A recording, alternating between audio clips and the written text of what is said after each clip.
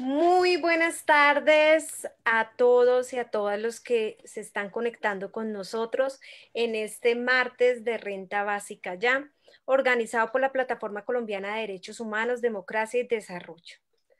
Hoy tenemos a unos invitados, a unas invitadas que nos van a acompañar para hablar solo sobre lo que pasó el pasado sábado, el último día de la legislatura, cuando se hundió el proyecto de ley que buscaba crear la renta básica de emergencia, que buscaba crear esa asignación de un salario mínimo mensual para 29 millones de colombianos y colombianas durante 3 meses para atender esta crisis económica que la hemos visto cómo se ha profundizado por el COVID-19.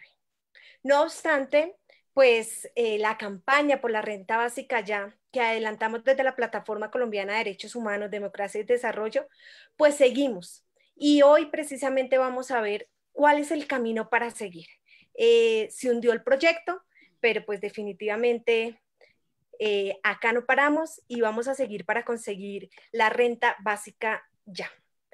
Pero también vamos a hablar de un tema muy importante y es lo que está pasando con la Colombia rural, donde el ingreso mínimo promedio solo alcanza los 584.000 pesos y donde tristemente hemos visto cómo se están perdiendo los alimentos mientras los campesinos y las campesinas se ven aún más empobrecidos.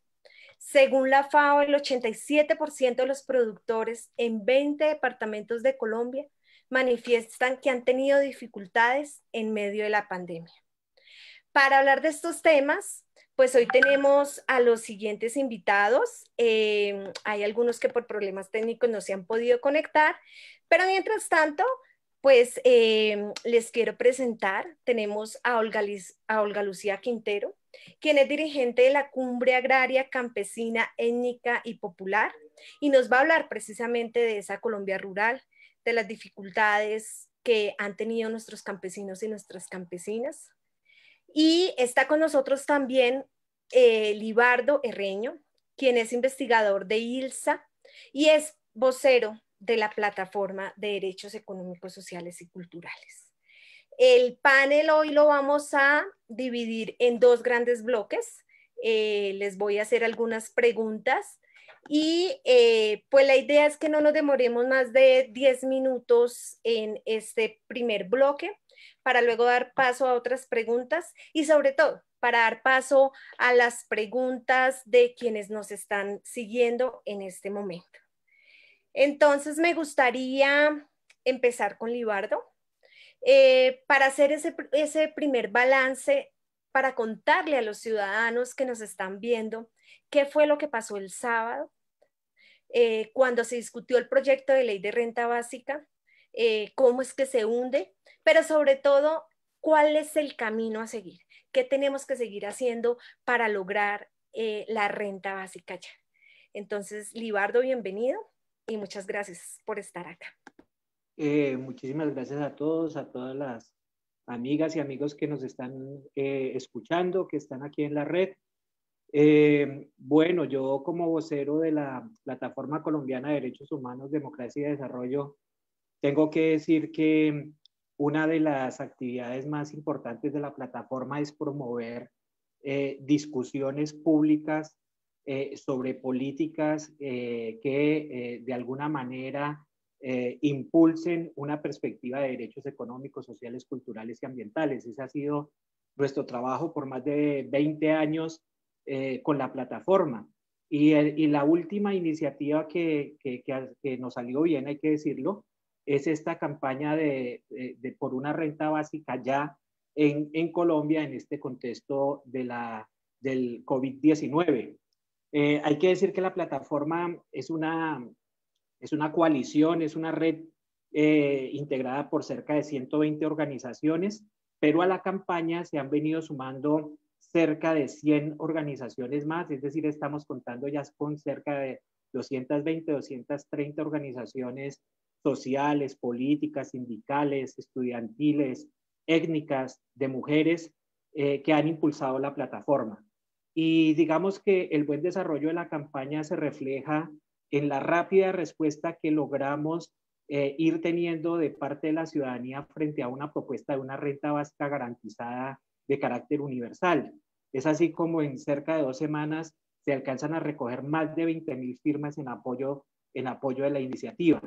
Una vez que se alcanza digamos, ese nivel de apoyo popular y ciudadano, empieza a abrirse un espacio de discusión en el Congreso y por la Comisión 3 que trata asuntos económicos, la Comisión Tercera del Senado, se logra que cerca de 54 senadores impulsen un proyecto de ley para una renta básica de emergencia que lograra transferencias monetarias para cerca de 9 millones de familias pobres y vulnerables del país y especialmente afectadas por la pandemia en estos días.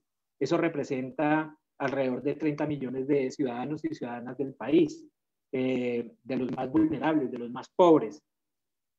Lo que pasó fue que el pasado viernes, ustedes saben que la legislatura terminaba el 20 de junio, el pasado viernes se logró por fin que la comisión abocara en primera instancia, en primer debate, la discusión del proyecto de ley. Ahí habían 2 ponencias, una ponencia favorable a la propuesta que veníamos impulsando desde la plataforma colombiana para una renta básica, digamos, con un carácter general, universal, como es la propuesta original del Movimiento Internacional por la Renta Básica, y había otra de los partidos, digamos, partidos que no estaban apoyando la propuesta, que hacía algunas modificaciones al proyecto de ley. Entonces ahí, digamos, en esa discusión del viernes, para los que pudieron ver un poco el debate, era muy clara las 2 posiciones, una posición encabezada por algunos senadores de las bancadas de oposición que estaban planteando pues una renta básica inicialmente se discutieron que eran 3 meses, luego 5 meses, pero un salario básico legal para estos 9 millones de familias pobres y vulnerables en la perspectiva de la idea de una perspectiva de una renta básica que es básicamente un salario mínimo permanente, dinerario, universal, ¿cierto? Pero ahí pues estaba muy divididas las opiniones porque otros decían que había que fortalecer los programas de subsidios vigentes por el gobierno y en esas circunstancias se necesitó sentar a las 2 posiciones para hacer una conciliación. Eso se intentó hacer en la tarde del viernes y en la mañana del sábado, pero lamentablemente el tiempo no dio para lograr ninguna conciliación. Había que conciliar 2 cosas que eran complicadas para ambas posiciones. Una primera era definir el modelo de renta básica y ahí hubo ciertos avances. Por ejemplo, que cada hogar recibiera unas transferencias monetarias durante 5 meses. La primera transferencia sería por el valor de un salario mínimo vigente. El segundo mes, las familias recibirían o las personas recibirían un 80% del salario mínimo. El tercer mes recibirían un 50% del salario mínimo y el cuarto mes las transferencias serían por 40% del salario mínimo. Esa era una propuesta, el quinto desembolso sería por un 30% del salario mínimo. Y la otra cuestión era definir si esas transferencias monetarias iban a ser independientes o no de los programas establecidos como Familias en Acción o Ingreso Solidario del actual gobierno. Entonces, sí, a partir de esos dineros que se le están dando a estas familias, de esos subsidios, pues era nivelar esos subsidios hasta el monto de un salario mínimo. Entonces, esa era la cuestión que se estaba discutiendo. Y una tercera cuestión que es el fondo de esta discusión es desde dónde se puede financiar una propuesta de transferencias monetarias para familias pobres en Colombia que estaría alrededor de 21 billones de pesos, teniendo presente que ya los programas gubernamentales de subsidios están alrededor de 5 billones. La discusión era dónde se iban a conseguir esos 17 billones de pesos. Entonces eso hizo que no se lograra rápidamente una conciliación y finalmente, lamentablemente, no se aprobó el proyecto en la comisión, que era la primera vuelta para luego hacer tránsito a la plenaria del Senado, y por ahora vamos ahí. Por el lado de la Cámara también hay una propuesta. Ya cuando veamos las alternativas discutiremos un poco las rutas posibles que tenemos para seguir impulsando esta propuesta democrática y de justicia social en este momento de crisis. Muchísimas gracias, Libardo. Muy buenas tardes a la senadora Aída Bella. Gracias por acompañarnos en este espacio de martes de Renta Básica Ya, organizado por la Plataforma Colombia de Derechos Humanos, Democracia y Desarrollo. Es un honor poder saludar a la senadora Aída Bella, quien es constituyente, quien fue una gran líder sindical y hoy senadora de la República. Estamos discutiendo el tema del proyecto de ley que se hundió el pasado viernes y sábado sobre la ley de renta básica, sobre qué fue lo que pasó, por qué se hundió, que ya Libardo un poco nos estaba contando, pero también nos estamos preguntando ¿y cuál es el camino a seguir? ¿Y qué tenemos que seguir haciendo para que sea una realidad la ley de renta básica ya? Bienvenida, senadora.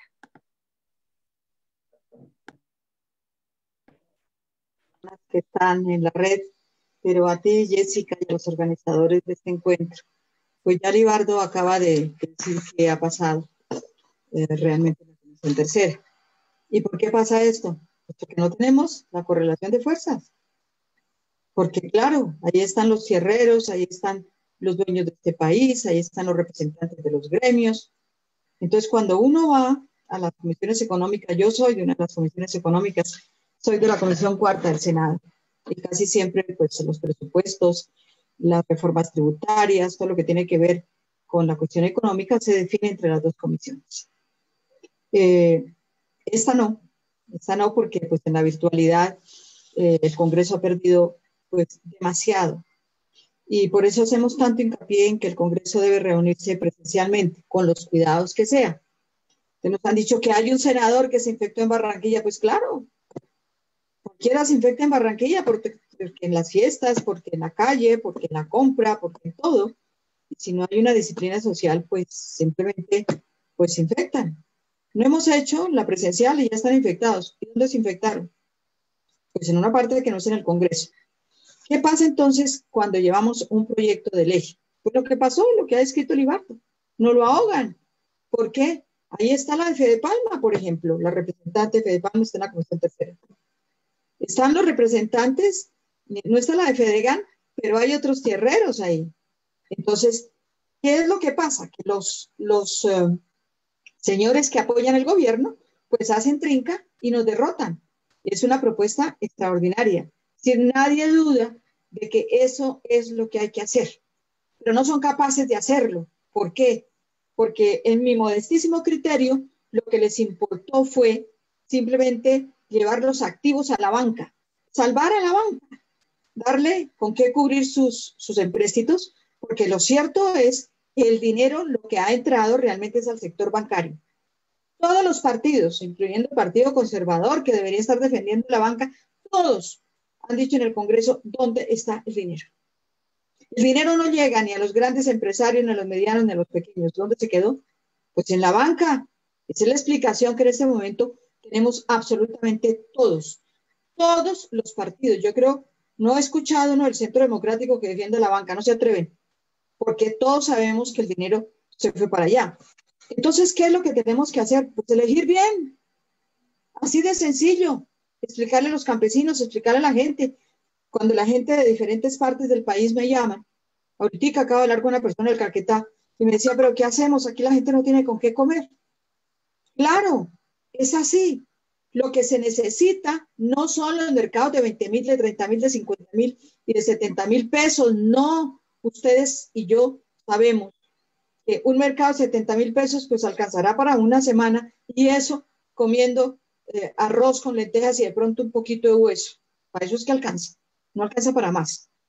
Pero lo que sí vamos a tener que mirar no es solamente el panorama de la familia que tiene que, entre otras cosas, pues mantenerse por fuera de las calles, porque es la única manera de prevenir, pero también debe tener un auxilio con el cual pueda comprar. Y si hablamos de lo rural, vamos a hacerlo.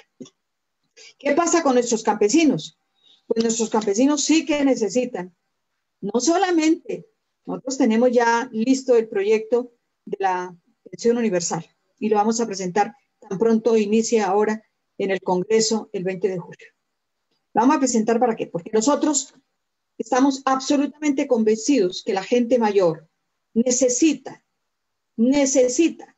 no ponerse a trabajar y echar asadón todo el día, como le toca a nuestros campesinos, a los 90 años todavía echando asadón para poder sacar unas papas o unas yucas.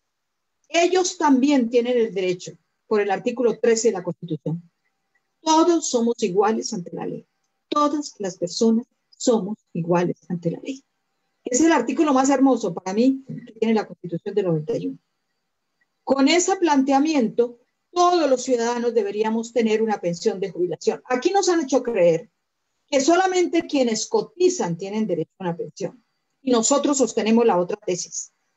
Es que aquí todo el mundo ha trabajado.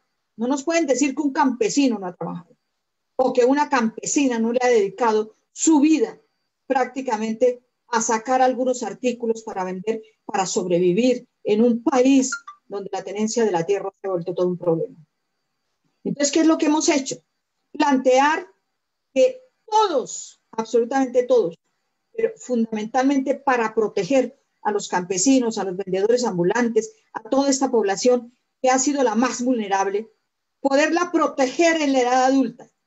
Yo hace unos días puse un Twitter y además estuve chateando con el viceministro Londoño, lo llamo el superministro, porque mide 2 metros, pero además de eso siempre el que pone la cara, pues el superministro. El superministro le decía, si ustedes quieren a los 70, que los 70 años la gente se quede en confinamiento, tienen que darles una renta básica. ¿Por qué una renta básica? Porque el campesino, si le llegara a eso, pues tendría con qué comprarle las zanahorias, las yucas, los tomates, las habichuelas, las frutas, etcétera, a sus vecinos. Y esto reactivaría en último el campo. ¿Por qué? Porque un campesino que tenga 65, 70 años en cualquier vereda de este país, la vereda del Pedregal de Sogamoso, hombre, pues no se va a venir de la vereda, se está ahí, pero además ayuda a que sus hijos, a que sus nietos también estén ahí para que aprendan y puedan tener un mínimo de garantías. ¿Por qué en otros países, incluso más pobres que Colombia, pueden garantizar siquiera algo para los campesinos y en este no? Pues eso tiene una explicación, porque aquí hay unos que se apropian de todo. De todo es todo.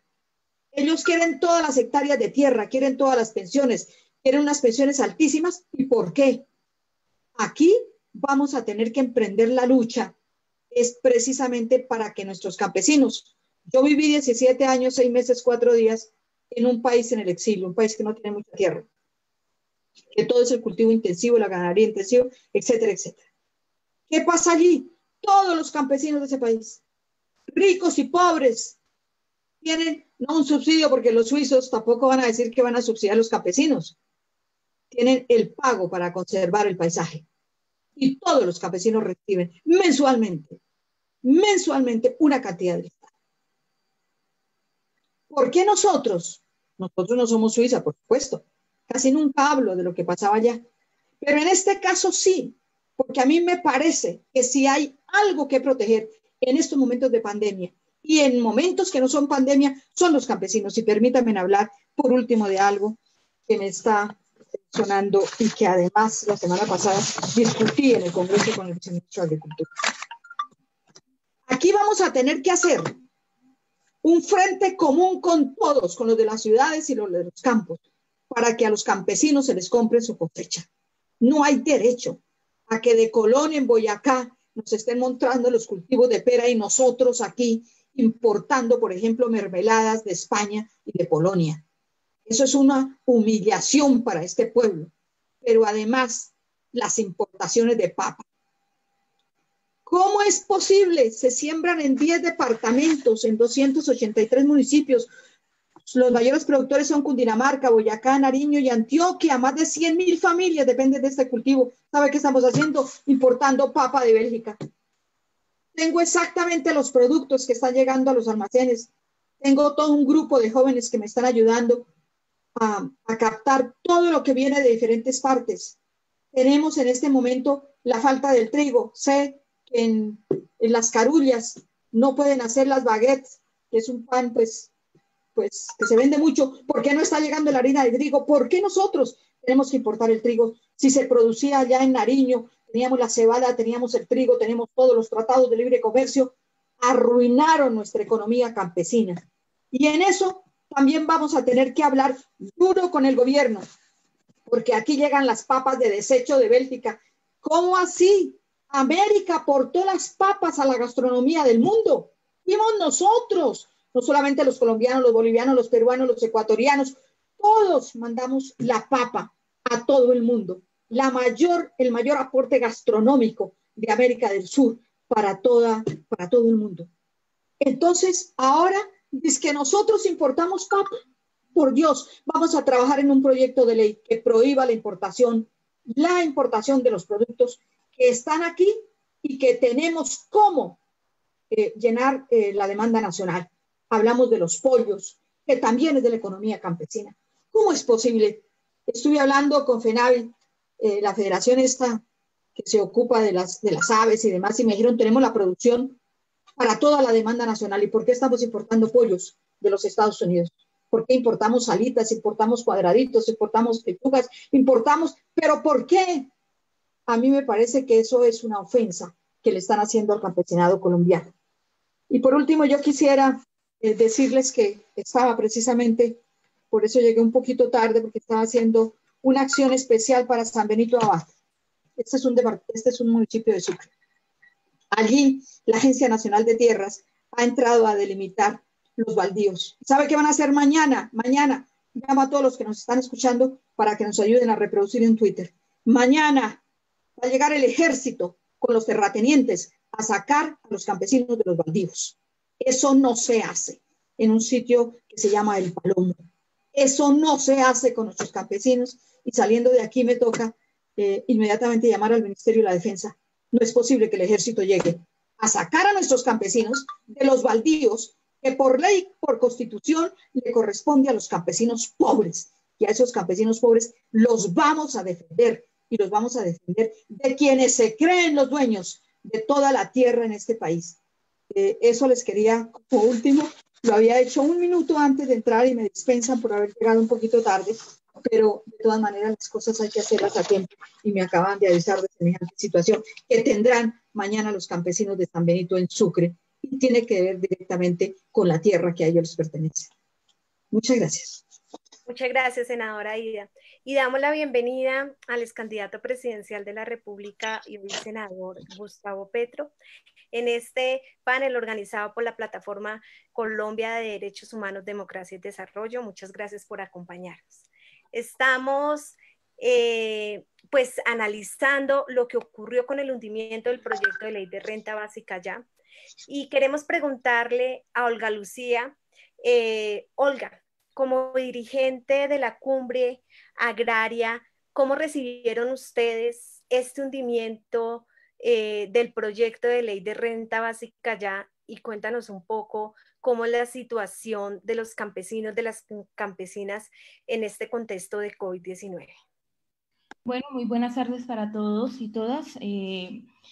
Bueno, pues la situación en el campo, quiero remitirme primero a esto, es compleja, ya Aida, la senadora Aida lo ha dicho, la situación es compleja, se están perdiendo los productos, si bien el gobierno nacional ha sacado una cantidad de decretos que supuestamente van para fortalecer pues el tema de la situación en la que nos encontramos de crisis económica, social y ecológica, pues no se ven enfocados esos decretos que realmente le den alivios al campesinado en todo el sentido de la palabra, es decir, de manera integral, no solo con sus productos, sino el tema de poder mantener un mínimo vital, por decirlo así, en sus territorios.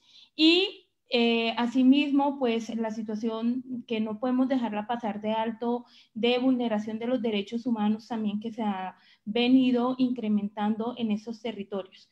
Entonces, decir que esa situación es compleja, Desafortunadamente hay regiones como el norte de Santander, Catatumbo, que es la región de donde yo vengo.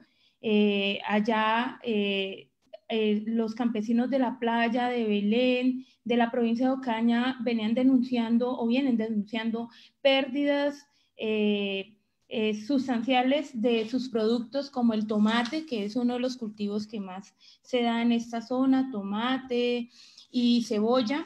Entonces uno dice, si el gobierno no atiende estas situaciones, pues muy complejo, si no atiende lo que suena simple y lo que posiblemente puede ayudar a la situación de hambre en la ciudad y en los mismos pueblos, en las cabeceras municipales, pues estamos, perdónenme la palabra, pero estamos jodidos.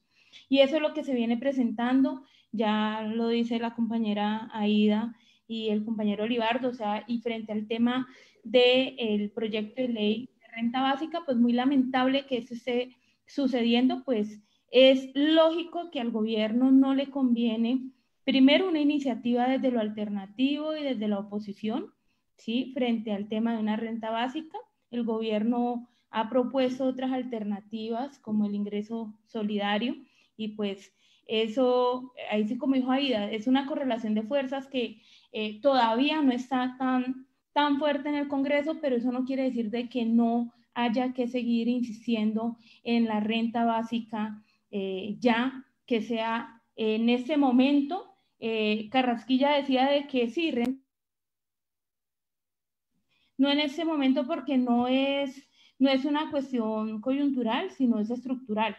Bueno, pero con problemas de estructura en el país llevamos más de 50 años y tampoco se ha propuesto ni tampoco se ha resuelto.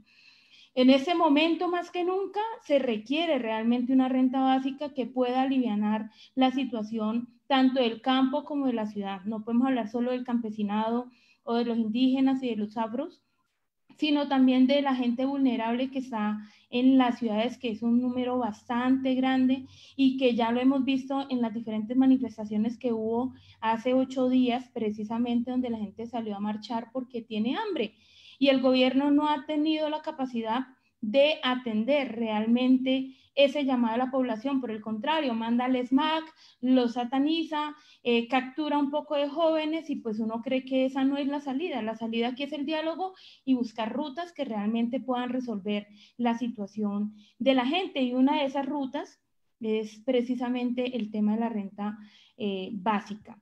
Entonces, lamentable que no se haya podido llegar a una conciliación, como lo dice Libardo. Esa conciliación pues era fundamental para poder mantener vivo el proyecto y poder seguir discutiéndolo.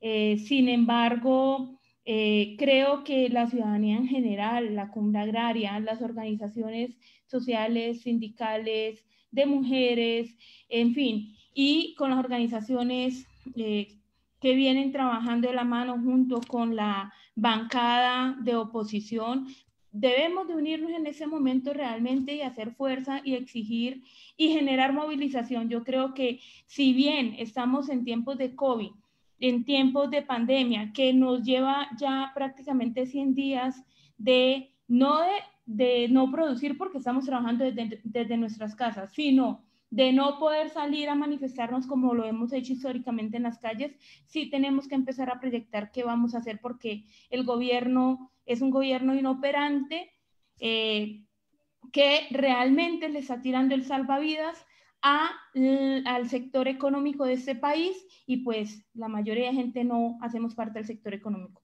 Somos gente que estamos en situación, unos más que otros, en situación de vulnerabilidad y en ese caso pues la gente del campo y del área periférica de las ciudades. Muchas gracias, Olga. Y entonces le queremos dar la palabra al senador Gustavo Petro en este análisis que estamos haciendo sobre las implicaciones del hundimiento del proyecto de ley de renta básica ya, una propuesta que, como lo acaba de decir Olga, pues es respaldada no solamente por la Plataforma Colombiana de Derechos Humanos, Democracia y Desarrollo, sino por centrales sindicales, académicos y muchas organizaciones sociales como contrapropuesta a esos subsidios y a eso que señalaron los decretos de emergencia que creemos no da una real solución a la crisis que estamos viviendo. Entonces nos gustaría escuchar su análisis sobre lo que ocurrió, pero sobre todo, ¿qué camino tenemos que seguir para lograr que sea una realidad la propuesta de renta básica ya?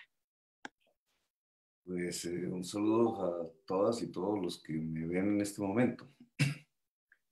A ver, el tema de la renta básica hay que meterlo en un contexto. En primer lugar, ¿de dónde se financia? Ese es un primer aspecto que en mi opinión no puede ir desligado a la propuesta, porque si no suena a emitir un poco de dinero y repartirlo entre la gente, lo cual no lleva necesariamente a que realmente se pueda tener un ingreso mínimo. Eso terminaría volviéndose inflación en el mediano plazo. Los precios relativos, aún en una caída de precios que se pronostica, una deflación, serían, digamos, irían más en contravía de los precios de la canasta de subsistencia. Y ahí se iría subsumiendo la renta básica. La renta básica tiene que tener una financiación. Y la financiación hoy probable vendría de dos fuentes, que también por decreto de emergencia se pudo establecer. Lo que siempre habían hecho en todas las emergencias pasadas, que era poner el impuesto al patrimonio. Se hizo en tiempos de guerra, se llamó bono para la guerra, le dijeron bono de paz, etc. Ahí varios billones de pesos hubieran podido recaudar en un impuesto muy progresivo, porque al gravarse patrimonios superiores a los 5.000 millones de pesos, pues se está gravando a la gente que más dinero tiene en el país. Eso no lo hizo el actual gobierno. La otra fuente que estaba disponible también a través de decreto era quitar las exenciones tributarias que se generaron en la reforma tributaria del año pasado. Ambos sobrepasaban más de 10 billones de pesos al año y con eso se podía montar una renta mínima básica para la población que hoy la estaba necesitando. Entonces, digamos, la renta siempre hay que colocarla con su fuente de financiación. Obviamente, poner un impuesto como al patrimonio y como quitar las exenciones a la gente más poderosa del país, pues no le iba bien en el gobierno de Duque, y esa es una de las razones por las cuales rechazó la propuesta. Ellos han dedicado la emergencia contra la pandemia a concentrar aún más la riqueza en su política de salvamento de grandes corporaciones, en su política de salvamento de bancos, que es donde ha ido la plata realmente, de EPS, de los subsidios a los grandes terratenientes del país a través de Finagro. Pues se consolidó, fue una mayor concentración de la riqueza cuando lo que se necesitaba, si se quería guardar a la gente en sus casas, que era el único mecanismo que tenemos hoy para realmente salvarnos del virus, era redistribuir la riqueza hacia abajo. Y por ello la renta mínima y sus fuentes de financiación gravando a los que más tienen. La propuesta, por tanto, fue rechazada. Y no era esperable que se aprobara en el Congreso, porque la mayoría del Congreso hoy responde al gobierno. Entonces, el proyecto tal como fue presentado también se hundió. Ahora, ¿qué dificultades tendría la renta básica ya esto mirado de cara al agro? Y es que la renta básica en el corto plazo, no tanto en el mediano, sino ahora, precisamente en la urgencia, hubiera tenido el mismo problema que la política focalizada y la política social que está adelantando el gobierno, a través de Familias en Acción, tratando de ver cómo cuenta por cuenta bancaria va ampliando los giros muy pequeños en dinero. Eso saltó como de 2 millones a 4 millones de familias, pero ahí hay una doble contabilidad porque cuentan la deducción del IVA en 70,000 pesos, y entonces muchos de los que son de Familias en Acción pues también al mismo tiempo tienen la devolución del IVA. Entonces realmente el Estado fue incapaz de encontrar los pobres. Los pobres hoy en Colombia son 10 millones de familias, de las 15, porque prácticamente esa capa que se estaba pareciendo a la clase media, que venía como saliendo adelante, que votaba por la derecha, además, se hundió casi que instantáneamente con los despidos, etcétera. Entonces hoy tenemos unas 10 millones de familias con necesidades de ayuda estatal. Y el Estado apenas sí encuentra 2 o 3. Eso es el máximo que ha podido. Ese máximo, pues no alcanza. Por eso lo que deciden finalmente es pues levantar la cuarentena y arriesgar a todo el mundo. Y ya ven ustedes la cifra, ya más de 70,000 y acercándonos a los 3,000 muertos, y eso se va a disparar. Porque ya con la gente en la calle, en el intento desesperado por hacer más ganancias para la economía, la pandemia se va a disparar. Es decir, el Estado no fue capaz de hacer un confinamiento porque eso implicaba una redistribución de la riqueza hacia abajo. La renta mínima básica hubiera podido tener el mismo lío, y es que la gente pobre, y en el mundo rural más, desde que se debilitó la antigua caja agraria, no está ligada a la banca privada ni pública, porque ya la banca pública casi no existe. Entonces, en el corto plazo hacer unas transferencias vía bancos hubiera sido difícil, igual de difícil que le costó al Estado, con sus familias en acción, tratar de extender ese programa, y sería muy difícil en el mundo agrario. Y por eso yo pensé más en que presionáramos en el corto plazo, no en el mediano, porque la renta mínima sí sirve como una gran política, incluso de reactivación económica, de la demanda, etcétera. Pero en un periodo más largo de tiempo, tratando de bancarizar, y eso debería hacerse con la banca pública, la población que hoy está en la pobreza y con vulnerable, digamos, esas 10 millones de familias. En el corto plazo, pudimos hacer una política social basada en derechos universales. Yo hablaba de cesar pagos de arriendos, de cesar pagos de deuda y de cesar pagos de servicios públicos. Excepto un poco el tema de la deuda, no equivale a una política urbana. Porque en la política rural nosotros teníamos que tener otro paquete de medidas que, y puedo estar equivocado, y esto tiene que ver también con un programa hacia adelante, que tiene que ver con reconstituir la institucionalidad agraria que se acabó a principios de la década de los 90. Es decir, había que implementar de nuevo un aparato de compra de cosechas, un aparato estatal de compra de cosechas, por ejemplo. Una distribución pública estatal de alimentos venidos de esas cosechas compradas. Eso antes se llamaba el IDEMA, y mal que bien lo hacía, digamos. Esa institución IDEMA, cualquiera que sea el nombre que quisiéramos ponerle ahora, es necesario para la pandemia, porque entonces se le compra cosechas al mundo agrario, de productos alimenticios fundamentalmente, y se vende en las ciudades o se entregan abastecimientos a tenderos, a cooperativas, incluso un abastecimiento estatal, que fue en lo que fracasó el Estado repartiendo mercados. Pero eso hubiera ayudado a una reactivación productiva en el campo, dado que no se necesita concentración física, contacto físico para producir en el campo. El campo no debió haber caído en crisis económica.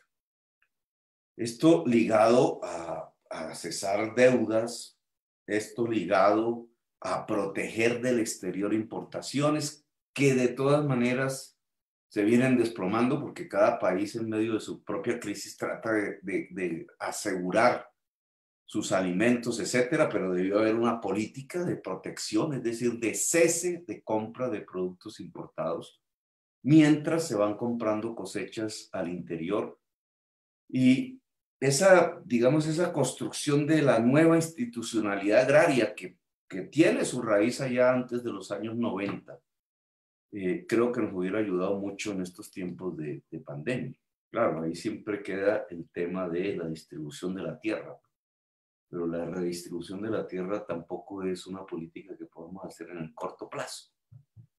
Es una política de mediano plazo, y entonces hoy hubiera sido vital la compra estatal de cosechas. Me parece que eso era fundamental, el desendeudamiento del agro en cuanto a producción de alimentos y la posibilidad de un abastecimiento urbano con esas cosechas, muchas de esas campesinas, porque el campesinado sigue produciendo alimentos.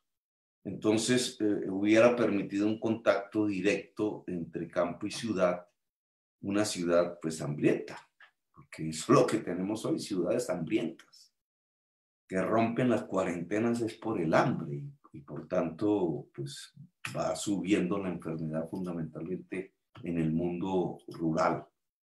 Estos son los puntos que yo tendría sobre la renta mínima. Ahora, en un mediano plazo, ¿qué significaría una renta mínima para el campesino? Que además, en mi opinión, y esa propuesta se la escuché a Aida, no sé si la hizo otra vez, pero me parece, me la quiero apropiar sin quitarle los honores. Bien pueda, Gustavo, es de los dos. Esta renta mínima debe ir a la mujer. Y en el campo sí que más, digamos, feminizar la renta mínima vital, porque su objetivo es cuidar la vida en el mínimo, como se llama, es decir, lo indispensable para vivir. Y la persona que mejor, en un hogar cualquiera, digamos, y en el mundo rural también, la persona que mejor podría tramitar eso es indudablemente la mujer. Entonces, esta podría ser una principal política feminista de género, digamos, y podría cambiar en mucho. Eso tiene sus más y sus menos en el corto plazo también, porque cuando la mujer adquiere su poder y su independencia, deja de estar subordinada en la familia del hombre, que es el que tradicionalmente sostiene el hogar, pues puede aumentar en un primer momento la violencia, que es lo que uno ve en Bogotá. Pero la violencia intrafamiliar. Pero, digamos, esa debe ser una política progresista, porque empodera a la mujer, le da, y me refiero al poder no en las elucubraciones ideológicas y en el poder abstracto, sino en el poder concreto, diario, en algún lugar del país, en un terreno específico y en una familia concreta. La mujer va cuidando del mínimo vital de su hogar, de sus hijos y de su propio marido. Y de ahí para adelante, pues es ganancia. Pero esa renta mínima garantizaría una salida de la pobreza del mundo campesino, si se construye bien, ¿no? Sí. Claro, no es inmediata, porque no se logra hacer así y ya llega un flujo de dinero a cada hogar, cuando el Estado ni siquiera sabe dónde viven los campesinos, cómo encontrarlos. ¿Sabes? Cuando mandan los aviones a fumigar y la represión, y lo hace pues indiscriminadamente, pero no tiene la capacidad de irrigar recursos de manera generalizada al conjunto campesino.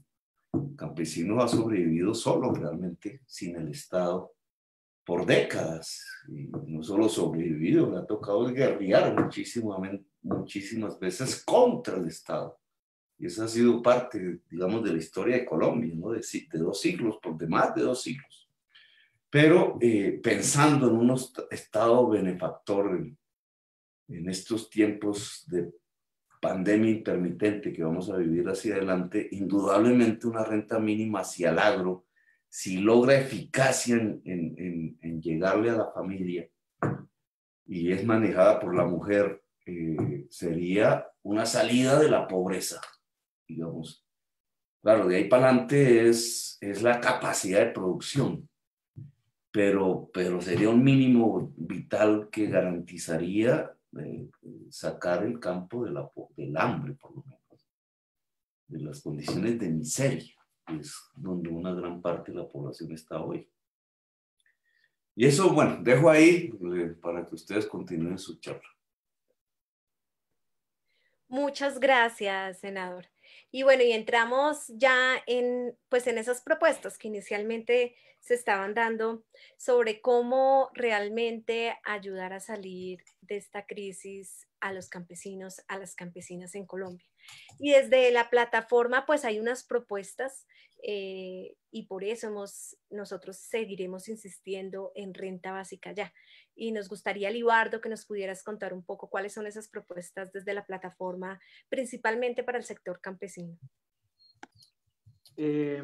Bueno, yo quisiera recabar un poco en la reflexión que nos estaba planteando el senador Petro alrededor de la financiación de la renta básica. Y porque me parece que también en el mensaje del senador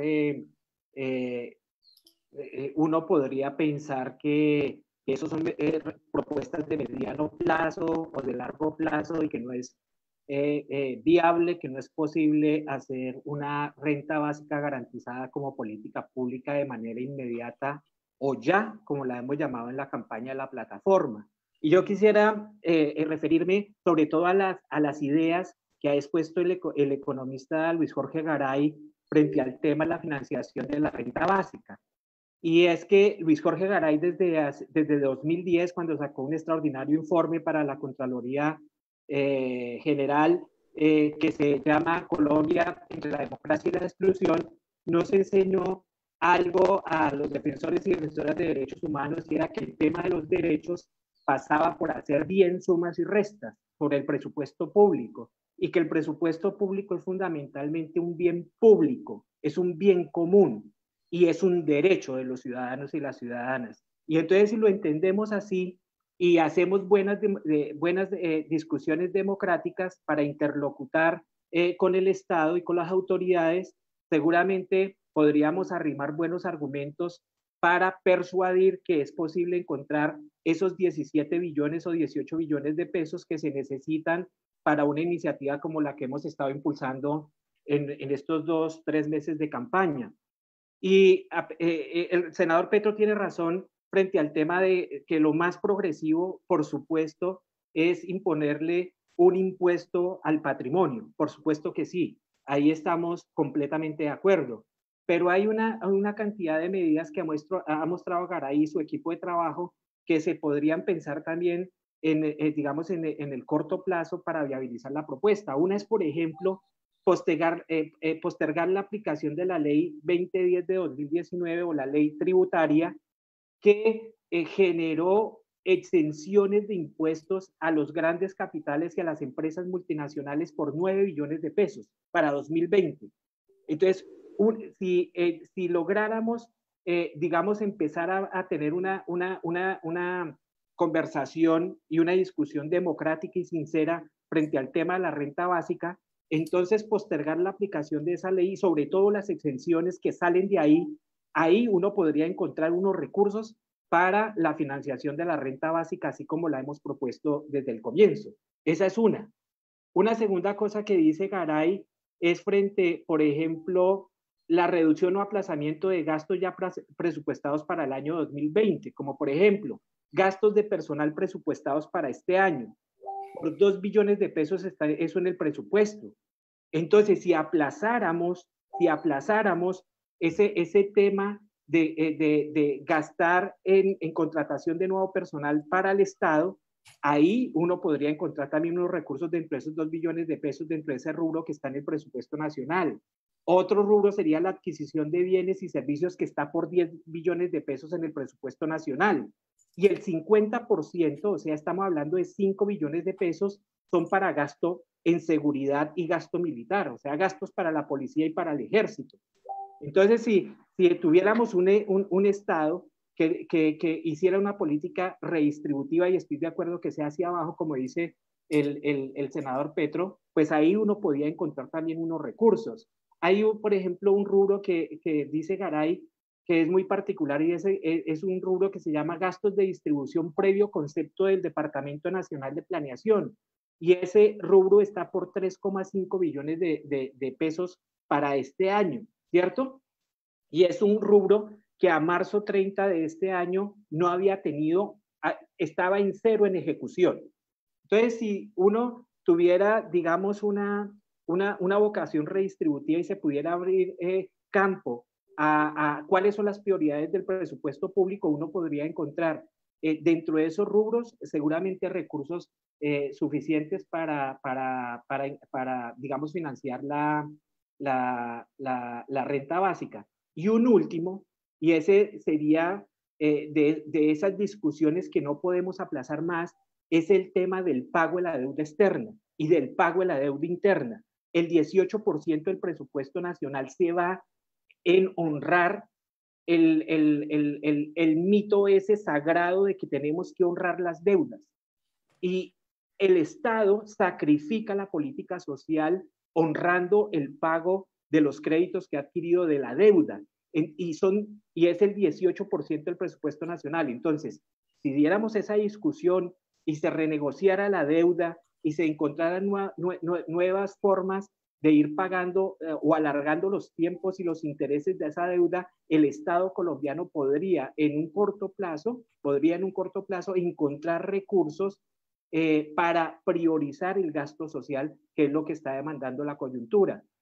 Entonces quería agregar como esas ideas a lo que estaba planteando el senador Petro, porque son posibilidades para empezar a dar una discusión democrática sobre justicia social en este país que no la hemos tenido hace muchos años, en donde la ciudadanía, digamos, tenga también cosas para decir frente a cómo se debe gastar la plata que es de todos. El presupuesto es fundamentalmente un bien público, es un bien común. Muchas gracias, Libardo. Les cuento que me reportan más de 300 personas conectadas en este momento y bueno, ya es poco el tiempo que nos queda, así que les recomiendo ir acortando sus respuestas para ir cerrando. Senadora Ida, ¿qué nos recomienda las organizaciones que seguimos impulsando y que no vamos a dejar pues que mueran esta iniciativa? Pues vamos a seguir intentando que pase definitivamente el proyecto de ley de renta básica ya. Bueno, yo creo que tenemos en este momento una ventaja, es que el tema se ha posesionado en el país. Todo el mundo está hablando de la renta básica y todo el mundo comprende que es una de las formas de reactivar la economía y todo el mundo comprende que es distinto que le lleven a uno a la casa un mercado de 70.000 pesos a que llegue un salario mínimo del cual podemos disponer para comprar lo necesario.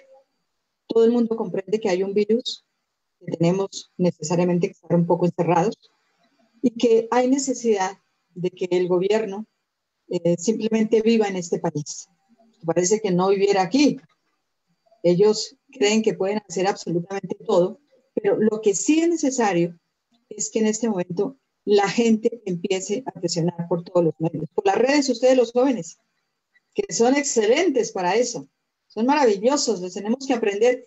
A esta edad ya no se aprende mucho de eso, pero alguna cosa hacemos. Pero sí, los jóvenes tienen que presionar por las redes. Segundo, vamos a tener que mirar realmente cómo empezamos a hacer también las movilizaciones que no representen peligro para la gente. Esto hay necesariamente que realizarlo. Tercero, me parece que estos encuentros que hacemos son supremamente buenos con la población, con los campesinos, y hemos tratado de comunicarnos mucho con la Colombia Profunda. Ahorita mismo estaba hablando de un caso gravísimo de feminicidio que puede ocurrir en este momento en Pueblo Bello. Es un municipio del Cesar. Me llama la gente muy angustiada porque ha visto los debates que hemos dado también contra los crímenes de las mujeres. Y en el área rural, pues esto es una cosa que francamente, yo sí creo que además la comunidad está reaccionando. Es decir, entre todos los que tenemos salario o los que en este momento tienen pensión o los que están estudiando a ratos en las virtuales, etcétera, todo el mundo hacer una presión grande, virtual, pero también estamos pensando en mirar cómo están haciendo ya los primeros plantones los maestros, etcétera. Y yo sí creo que necesariamente las mujeres tenemos que actuar también en defensa de nuestras familias, en defensa de nuestros hijos, en defensa de nuestros nietos, en defensa de la generación que viene y que no ha nacido. Y yo creo que es necesario que nos apropiemos de esto, pero con muchísima fuerza. Y por supuesto, todos los ciudadanos, hombres, mujeres, etcétera. Yo llamo siempre a las mujeres, ¿por qué? Porque me parece que la población, por ejemplo, en el área rural, pues el 47% son mujeres. El 47% representa una fuerza de trabajo muy grande en el sector agrario. Y además, porque hemos estado también en contacto con muchas mujeres del sur, este sábado vamos a tener un contacto a las 4 de la tarde con ellas, Putumayo, Amazonas, Caquetá, etcétera. Nos vamos a reunir un poco a hablar sobre todo esto, porque también hay otro problema supremamente delicado, y es que efectivamente los alcaldes no han tomado en serio la compra a los campesinos y a las campesinas. Acabo en la charla que hemos tenido con el Caquetá esta tarde, me decían, mire, la gente está bajando en los buses con las gallinas, con los cerdos, con lo que puede, porque es lo único que está subiendo en este momento para la cordillera. En la cordillera pues hay productos de clima un poco, del clima medio. Todo eso lo están bajando a Florencia y realmente la gente lo necesita y lo va a necesitar mucho más. Les pedimos también que presionen a cada uno de los alcaldes para que le compre a los campesinos, si es el caso, pero también para que les permita hacer los mercados campesinos, guardando las medidas de 2 metros, etcétera, la mascarilla y todo. Y también presionar a los alcaldes para que le dé a los campesinos las mascarillas, las cosas que ellos en este momento están usando y todo, para que efectivamente puedan salir no solamente de la pandemia, sino que se vuelva una costumbre los mercados campesinos, en los cuales bajan los campesinos realmente a vender sus productos. Esa fue una idea de Gustavo, y todo el mundo se la reconoce. Gustavo, cuando fue alcalde, cuando voy a Boyacá, todo el mundo me dice, ¿cuándo volverán los mercados campesinos? Cuando salgo por Cundinamarca, igual. Cuando voy a Neiva y a todos los municipios del Huila y del Tolima, la gente estaba encantada. ¿Por qué? Porque hubo realmente una ayuda real para que ellos bajaran sus mercancías, y era enviarle los camiones. A mí me parece que eso es lo que necesitan los campesinos. El campesino, cuando ve el camión, y sobre todo que viene para las grandes capitales y que los paga la alcaldía, eso es una maravilla. Esa sí es una ayuda real al campesino. No es echarle discursos para aquí y para allá, sino realmente darle los medios para que ellos puedan salir, los hombres y las mujeres, y podamos entre todos realmente salir adelante con el campo, con sus cosechas, con sus cultivos, pero también vamos a pelear muy duro la pensión universal. Muchísimas gracias, senadora Aida. Gracias a ustedes, tan queridos. Olga, la senadora Aida ya nos está dando unas propuestas, incluso el senador Gustavo, sobre soluciones reales, concretas, que se pueden aplicar inmediatamente en el campo. Ustedes desde la Cumbre Agraria, Social y Campesina están apoyando esta propuesta de renta básica ya. ¿Podrías contarle un poco a la gente que nos está escuchando por qué la apoyan y por qué se hace necesario y en qué beneficiaría la renta básica ya en este momento a los campesinos y campesinas?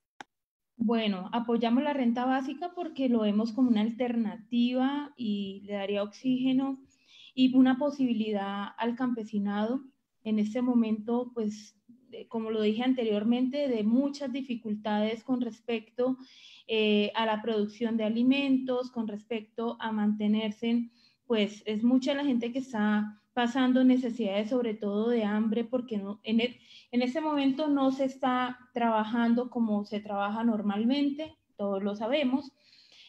Una gran parte del campesinado vive del jornal, y pues vivir del jornal es vivir del diario, de lo que trabaja día a día, y pues si no se está trabajando porque no se están comprando las cosechas, por el contrario, se están perdiendo las cosechas, pues es evidente también de que estas familias están pasando necesidades. El hecho de ser campesino, porque mucha gente dirá, bueno, pero es que son campesinos, viven en el campo y tienen tierra, pero muchos campesinos o tienen poca tierra o no tienen tierra para trabajar, ¿sí? O pueden tener su parcelita, pero tampoco hay oportunidades para sembrar las cosechas y venderlas, o las pueden sembrar, pero no hay cómo comercializarlas, como está pasando en varias partes del país, no hay quien le compre.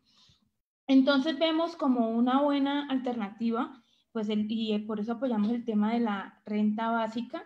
Y pues es importante además, rescato mucho lo que dice la senadora Aida, y es frente al tema, y lo dijo también el senador Gustavo Ilibardo, y es con respecto a la compra de las cosechas.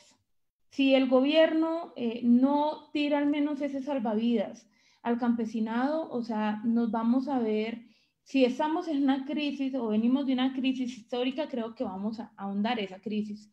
Y eso es lo que hay que evitar en este momento. Ahora, el tema de los intermediarios. Se ve especulación, vienen intermediarios, compran a muy bajo precio. Ayer veía de que estaban comprando la libra de yuca a 800 pesos y la están vendiendo en el mercado a 2.000 pesos, cuando el campesino tiene que durar unos meses mientras sale el producto, cuidarlo, sacarlo, mantenerlo, y pues para que le paguen un precio como estos, o sea, es infame realmente con la gente que día a día tiene que luchar para poder sacar estos productos. Entonces, el tema de los mercados campesinos también es fundamental, porque es un ejercicio que se debe de hacer en todos los territorios donde haya una conexión entre el campo y la ciudad, precisamente que el campesino venga y sale su mesita y sale sus productos, pueda tener una interacción con la persona pues del urbano, que pueda conocer incluso cómo es que es ese proceso. O sea, eso es un proceso interesante que hay que empezar a rescatar. Y también el tema de los jornaleros, o sea, de las personas que venden el trabajo, creo que es fundamental tenerlas en cuenta, porque pasa, y perdonen meter aquí el tema del tema de la coca, pero por ejemplo, cuando se habla de sustitución de cultivos, entonces se habla del finquero, ¿sí? Pero muchas veces se excluye al que raspa la hoja de coca, que es el jornalero, que queda prácticamente, que es la mayoría de gente, pues que queda en el limbo, y no podemos dejar a esas personas que trabajan día a día en el limbo. Y es importante además porque fortalece, pues al menos le genera unas garantías mínimas a las familias, y también hay que resaltar que es fundamental que el campo se mantenga, porque pues se vienen tiempos de crisis alimentaria y pues necesitamos mantener vivo esa producción campesina. Rescato también, bueno, más que rescato, resalto, y sería muy importante que realmente se pueda presentar un proyecto de ley, como lo decían anteriormente, donde se prohíba que se traiga de otros países, por ejemplo, la papa o el maíz, cosas, productos que se dan realmente aquí. Hay que incentivar lo que se da en nuestra tierra, que sea en Colombia, que tenemos todos los pisos térmicos y que pueden ser, si el gobierno o los gobiernos que han pasado, los que están de turno y los que vienen, se enfocan en realidad en darle la importancia a lo que es el campesinado, a lo que es el sector rural que produce los alimentos, y se les genera una política que realmente les incluya no solo una renta básica, sino una reforma rural, que esto sea de manera integral, porque no es solo tener una mata de maíz o una mata de yuca, sino es tener vías, es tener líneas de comercialización, es poder también darle un valor agregado a esos productos. Entonces creo que es importante en esos aspectos, y vuelvo, insisto, la movilización es fundamental. Es fundamental, y tenemos que ser creativos e ingeniosos para mirar de qué manera protestamos, de qué manera nos movilizamos en tiempos de pandemia, lógicamente sin ser irresponsables de convocar a la gente y que haya un contagio mayor. No podemos hacer lo que hace el gobierno. Al contrario, tenemos que darle ejemplo al gobierno de que hay que pensar con esta, y no hay que pensar con esa como lo que pasó el fin de semana con lo del IVA. Entonces tenemos que generar alternativas que realmente puedan servirle, que incluya a toda la población rural, indígena, campesina, afrodescendiente, la gente que está en los páramos, que el gobierno no tiene un control ni tiene un censo realmente de cuánta gente hay y cuánta gente tiene necesidades. Y cierro diciendo, ojalá el gobierno hiciera todos los esfuerzos que hace con el sector económico para focalizarlos con el sector agrario del país. Muchas gracias, Olga. Bueno, senador Gustavo, y vamos a darle la palabra para cerrar este panel. Insistiendo pues en esa propuesta de la Plataforma Colombiana de Derechos Humanos, Democracia y Desarrollo y de otras muchísimas organizaciones que respaldan la renta básica ya, y como nos lo has puesto, Libardo, pues creemos que tenemos oportunidad, que hay todas las posibilidades para implementar la renta básica ya y pues para ayudar esos más de 10 millones de familias, pues que señala usted, senador Gustavo, que están en la pobreza. Entonces, ¿qué podemos seguir haciendo para que sea una realidad inmediata y para seguir generando medidas que hasta el momento efectivamente el gobierno no ha aplicado para protección, para garantía de derechos humanos de la población colombiana? La renta básica, como la compra de cosechas, la compra estatal de cosechas y la construcción de un abastecimiento público de alimentos en las ciudades, sean los mercados campesinos, sean espacios parecidos. El IDEMA fue el que realmente inauguró las grandes superficies comerciales antes que aparecieran estas privadas que tenemos. Pero cualquiera de estos objetivos, todos juntos, solo depende de la movilización social y de una envergadura. Entre más alto el objetivo, más amplia debe ser la movilización social. Y entonces aquí tendríamos que preguntarnos, uno, si es posible una movilización social en los campos, si es posible una coordinación de sectores campesinos diversos. Los campesinos cultivadores de hoja de coca están siendo golpeados, masacrados literalmente. Después de su incumplimiento, del incumplimiento del Estado a su pacto para la sustitución de cultivos que se hizo en el gobierno pasado y en medio del contexto del proceso de paz, son 93,000 campesinas, familias campesinas que prácticamente se burlaron de ellos y en lugar de la sustitución, que yo hubiera preferido una sustitución de tierras, pero ese es otro debate, lo que viene es la fumigación y la represión directa. Otros sectores campesinos que hoy están viendo es perder cosechas, básicamente por la parálisis económica y porque el mercadeo de alimentos en Colombia es completamente privado y no funciona bien en estos tiempos de pandemia. Entonces el Estado allí tiene que aparecer y no ha aparecido.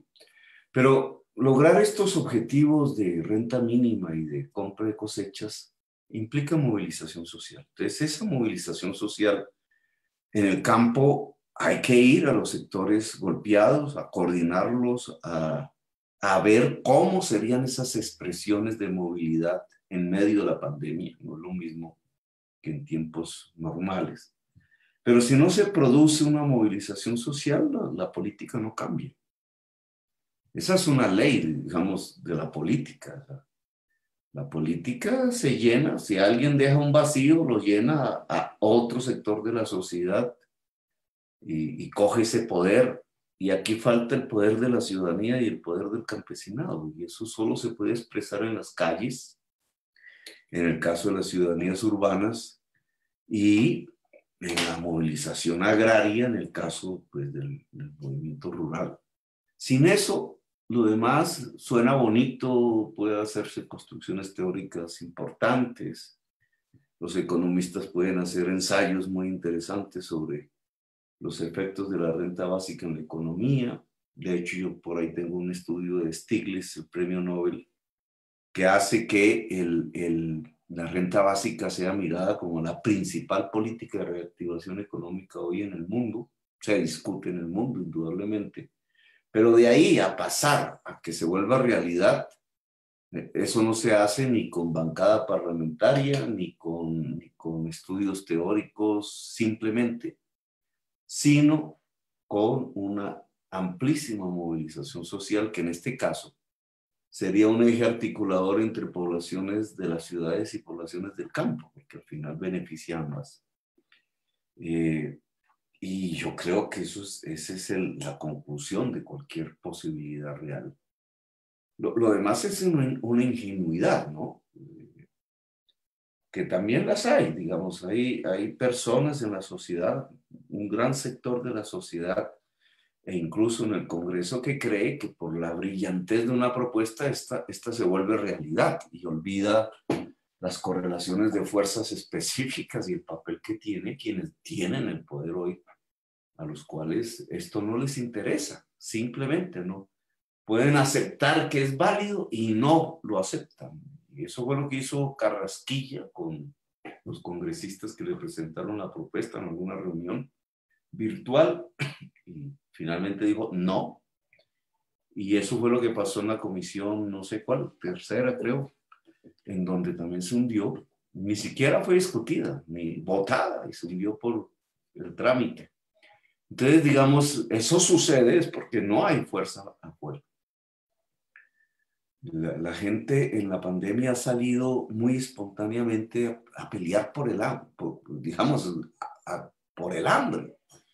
El trapo rojo, el bloqueo en alguna calle por allí, que llega al ESMAD y los vuelve nada, porque son grupos aislados, entonces son fácilmente reprimibles. Y no ha sido posible, después de las grandes movilizaciones de finales del año pasado, no ha sido posible la movilización de la sociedad en medio de la pandemia. El comité de paro, pues yo los veo desaparecidos, no puedo equivocarme. Había que pasar a las redes, no había otra forma, y había que hacer una presencia en las redes, dado que se abandonaba el espacio físico, por lo menos en el primer mes de la cuarentena, pero yo no vi eso en las redes. La capacidad de articulación de fuerzas del movimiento sindical, pareciera que las redes los hubiera desaparecido. Algunos sindicatos han logrado un buen trabajo en esto, pero no puede seguir, porque si la pandemia sigue, incluso vamos hacia otro confinamiento, que es altamente probable por el número de cifras de muertos y de contagiados, pues no puede coger con las manos abajo al movimiento social colombiano, porque si no, profundiza nada más la concentración de la riqueza en Colombia. Entonces aquí tienen que darse unas discusiones sobre los cómo. ¿Cómo en pandemia se reactiva el movimiento social? En Europa y en Estados Unidos uno ve enormes movilizaciones, claro, ellos están como en la parte de abajo de la pandemia, pero inmediatamente el Estado armado en las calles, que es lo típico en la pandemia, ha sido reemplazado por la ciudadanía. Ahora, nosotros no estamos en ese momento de baja de la pandemia, sino estamos subiendo la cuesta. Pero yo creo que el movimiento social tiene que interrogarse, no puede quedarse quieto.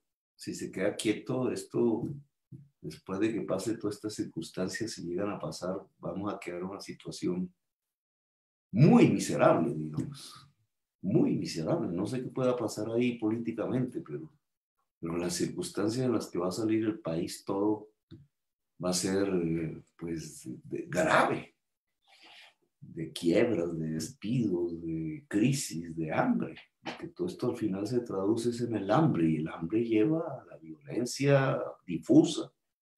Si la organización social y el movimiento político no están a la vanguardia, no están más o menos claros en cómo llevar esta sociedad hacia la superación colectiva del problema, pues podemos entrar en una fase real de desintegración, como ya hemos visto que la historia de Colombia nos presenta. Entonces yo invitaría a pensar, no mucho tiempo, pero obviamente hay que pensarlo y discutir cómo se da la movilización social, y aquí específicamente la movilización social agraria dentro de los tiempos de pandemia. Gracias por haberme escuchado, muy amable. Bueno, pues muchísimas gracias, senador. Es el gran reto que lo estamos pensando, que lo hemos pensado, cómo seguir esta movilización y esta exigencia de derechos, de cumplimiento de los derechos humanos de la sociedad colombiana. Nos despedimos de este panel. Le damos las gracias a la senadora Idia, a Libardo, a Olga, senador Gustavo, y los invitamos a la audiencia, las invitamos para que el próximo martes nos acompañe para seguir hablando de renta básica ya. Muchísimas gracias a todos y a todas.